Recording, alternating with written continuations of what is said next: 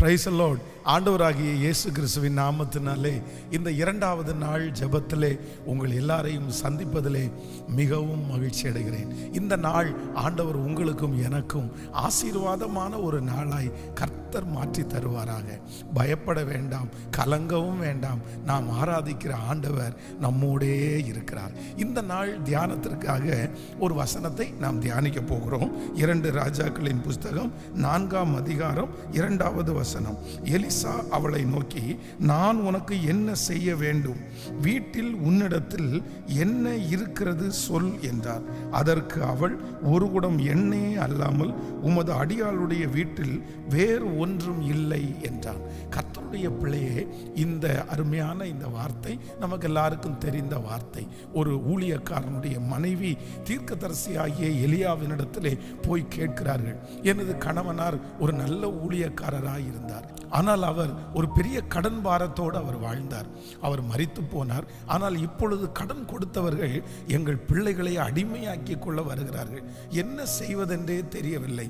அப்படிப்பட்ட சூழ்நிலையிலே இந்த தீர்க்கதரிசி அவர்களை பார்த்து என்ன கேட்கிறார் அப்படின்னா, உன்னிடத்தில் என்ன இருக்கிறது? உன்னிடத்தில் என்ன இருக்கிறது? இவர்கள் தீர்க்கதரிசியை சந்திக்க வரும்போது ஏதாவது இவர் செய்வார், ஏதாவது ஒரு உதவியை இவர் செய்வார், ஏதாவது ஒரு ஏற்பாடுகள் இவர்கள் செய்வார்கள் அப்படின்னு நினைச்சுதான் இந்த தேவ மனுஷனிடத்தில் வந்தால், இந்த தேவ மனுஷன் திரும்பி அந்த சகோதரியை பார்த்து கேட்கிறார்கள், உன்னிடத்தில் என்ன இருக்கிறது? அப்போ அவர்கள் என்ன சொல்றாங்கன்னா, என்னிடத்தில் இருக்கிற இந்த பலத்தை வைத்து இவ்வளோ பெரிய பிரச்சனையை என்னால் மேற்கொள்ளவே முடியாது. அதனால தான் சொல்றாங்க, ஒரு குடம் எண்ணெயே அல்லாமல் வேறு ஒன்றும் இல்லை. ஆனால் தீர்க்கதரிசி சொல்லுகிறார், இல்லை, அது போதும்.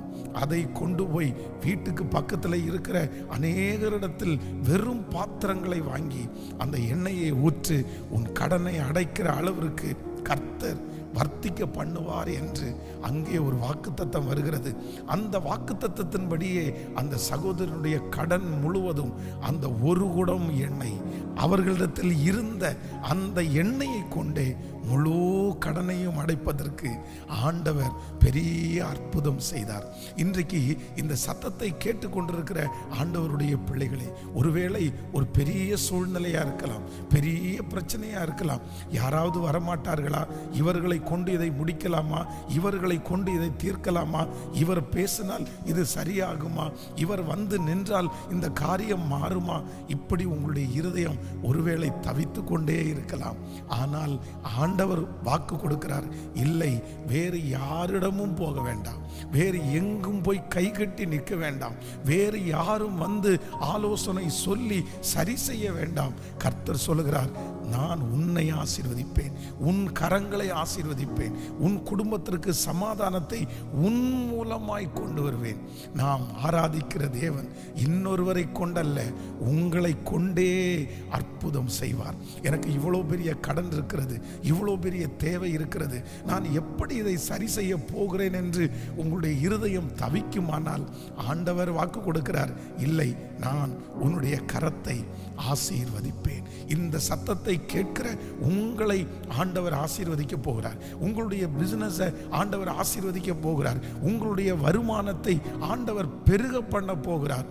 கர்த்தருக்கு ரொம்ப பிடிச்சது என்ன அப்படின்னா, எனக்கு வருகிற பிரச்சனை, எனக்கு வருகிற சூழ்நிலை இன்னொருத்தர் மூலமாய் அல்ல, என்னை கொண்டே சரி செய்வதற்கு கர்த்தர் நினைக்கிறார். அதனால முடிந்த வரைக்கும் தேவனுடைய பிள்ளைகள், எந்த பிரச்சனைகள் உங்களுக்கு வந்தாலும் நீங்களே சரி பண்ணி கொள்வதற்கு முயற்சி எடுங்கள், நீங்களே சமாதானம் ஆவதற்கு முயற்சி எடுங்கள், நீங்களே ஒப்புரவாகிறதற்கு முயற்சி எடுங்கள்.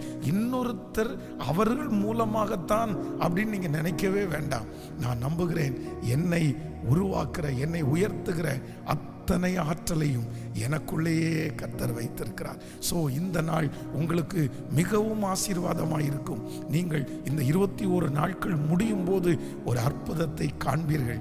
என்ன அற்புதம் என்றால், நிறைய சூழ்நிலைகள், நிறைய பிரச்சனைகள், யாராவது ஒருத்தரால் முடியும் என்று நினைக்கிறாதை கர்த்தர் உங்கள் மூலமாகவே அதை செய்து முடிப்பார். உங்கள் கைகளையே கர்த்தர் கர்த்தர் ஆசீர்வதிப்பார். நீங்கள் யாருக்கும் நன்றி மற்றவர்களுக்கு சொல்லதில்லை, கர்த்தருக்கு ஒருவருக்கே சொல்ல போகிறீர்கள். நான் உங்களுக்காக ஜெபிக்கிறேன் தகப்பனே.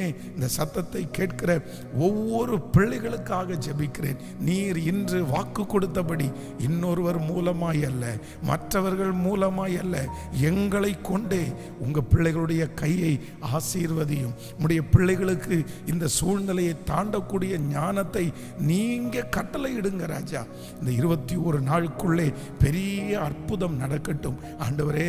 கமெண்ட் செக்ஷன் மூலமாய், வாட்ஸ்அப் மூலமாய் ஜெப குறிப்பை அனுப்புகிற ஒவ்வொரு ஜெப குறிப்பையும் நீர் பாரும் ஆண்டவரே. ஒவ்வொரு ஜெப விண்ணப்பங்களும் சாட்சிகளாய் மாறுவதாக மனதார ஆசீர்வதிக்கிறேன். நீர் கூட இரும். இயேசுவின் மூலம் ஜெபம் எடுக்கிறோம் நல்ல பிதாவே, ஆமென். ஆண்டவர் உங்களை ஆசீர்வதிப்பார். God bless you. மீண்டும் நாளைக்கு உங்களை சந்திக்கிறோம். Praise the Lord.